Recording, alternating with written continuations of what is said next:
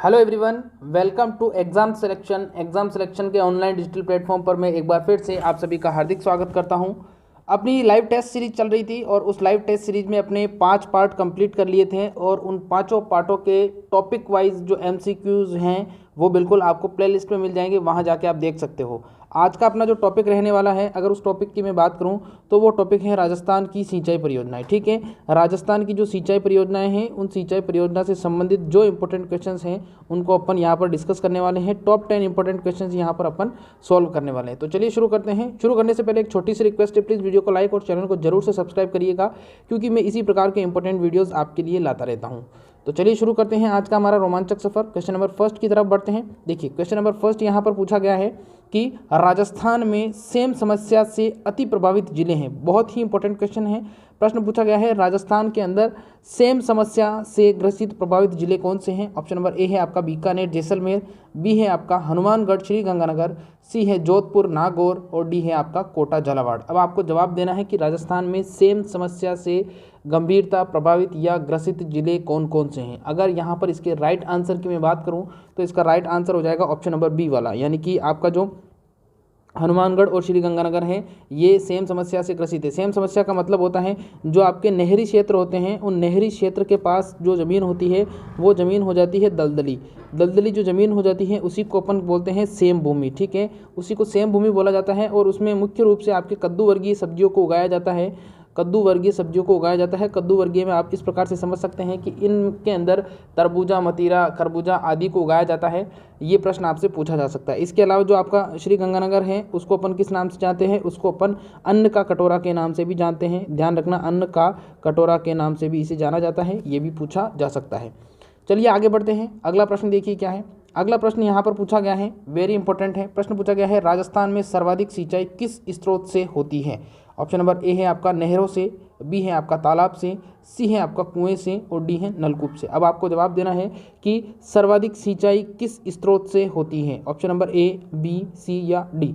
अगर मैं यहाँ पर इसके राइट आंसर की मैं बात करूँ तो राइट आंसर हो जाएगा इसका ऑप्शन नंबर डी वाला, यानी कि आपका नलकूप। सर्वाधिक सिंचाई जो होती है वो नलकूप के द्वारा होती है। और नलकूप की अगर मैं बात करूँ तो नलकूप को अपन सामान्य भाषा में बोरिंग भी बोलते हैं।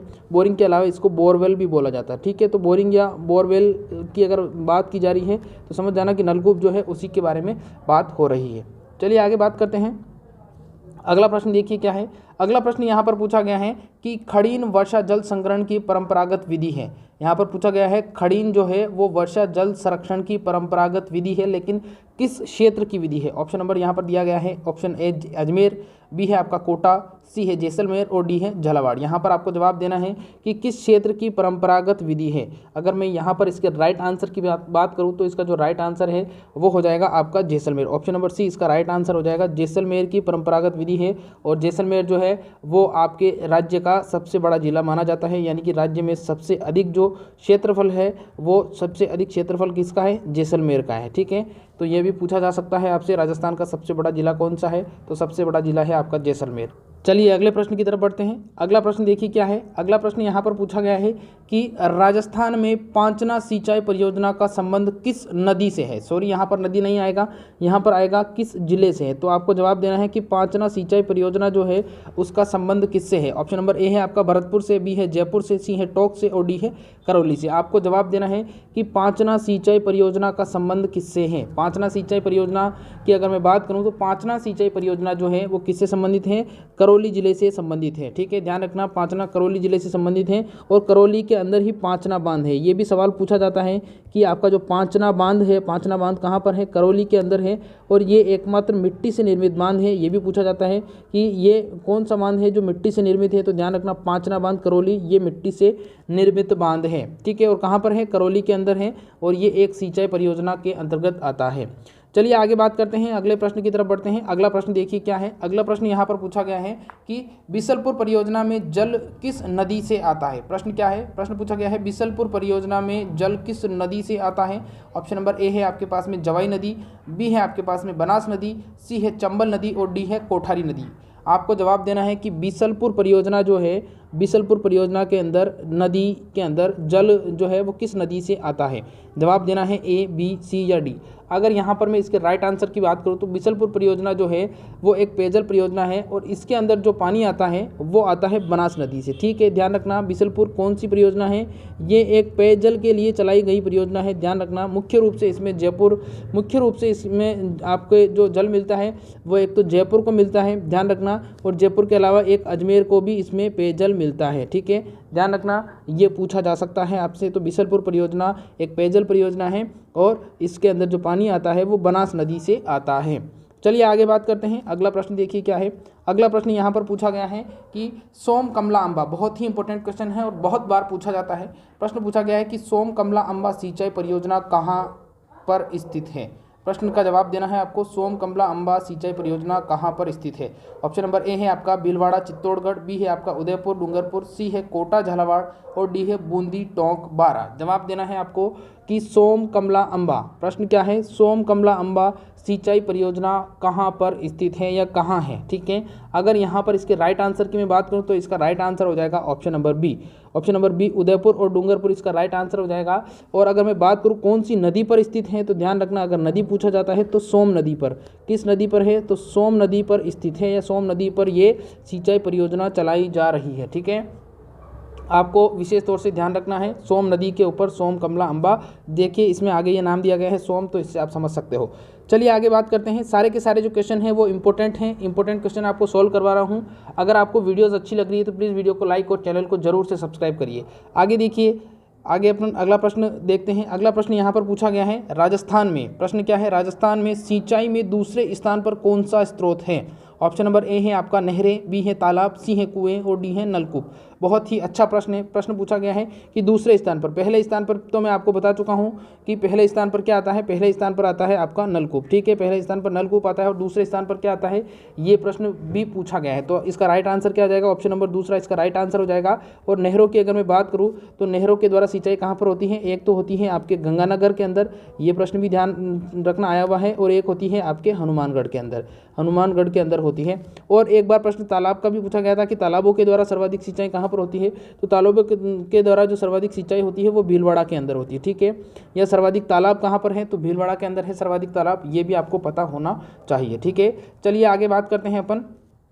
राजस्थान में सिंचाई में दूसरे स्थान पर बता दिया है मैंने, दूसरे स्थान पर क्या आते हैं, दूसरे स्थान पर आती हैं आपके नहरें। चलिए आगे बात करते हैं अपन। अगला प्रश्न देखिए क्या है। अगला प्रश्न यहाँ पर पूछा गया है, बहुत ही इंपॉर्टेंट क्वेश्चन है। प्रश्न है इजराइल द्वारा विकसित कौन सी विधि राजस्थान में लोकप्रिय हुई है। प्रश्न क्या है, इजराइल द्वारा विकसित कौन सी विधि, सिंचाई की कौन सी विधि राजस्थान में लोकप्रिय हुई है। ऑप्शन नंबर ए है आपका फव्वारा विधि, बी है आपका बूंद बूंद विधि, सी है आपका रेनगन विधि और डी है आपका फ्लड विधि।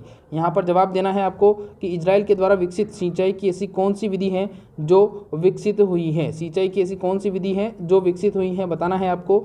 यहाँ पर अगर मैं इसके राइट आंसर की बात करूँ तो इसका right answer option number b हो जाएगा, यानी कि बूंद बूंद विधि जो है वो लोकप्रिय हुई है। बूंद बूंद विधि के अंदर क्या होता है कि बूंद बूंद करके जो पौधा होता है उस पौधे के पास में बूंद बूंद करके जल गिरता है और उसके जड़ क्षेत्र जो होता है उस जड़ क्षेत्र को गीला या उस जड़ क्षेत्र को नम बनाए रखता है। तो ये भी सवाल पूछा जा सकता है और इसको अपन ट्रिकल विधि के नाम से भी जानते हैं। तो ध्यान रखना, अगर पूछ ले कि ट्रिकल विधि, तो ट्रिकल विधि, इसी को अपन ट्रिकल विधि के नाम से भी जानते हैं, इसको माइक्रो इरिगेशन के नाम से भी जाना जाता है। तो इंपॉर्टेंट है, ध्यान रखना।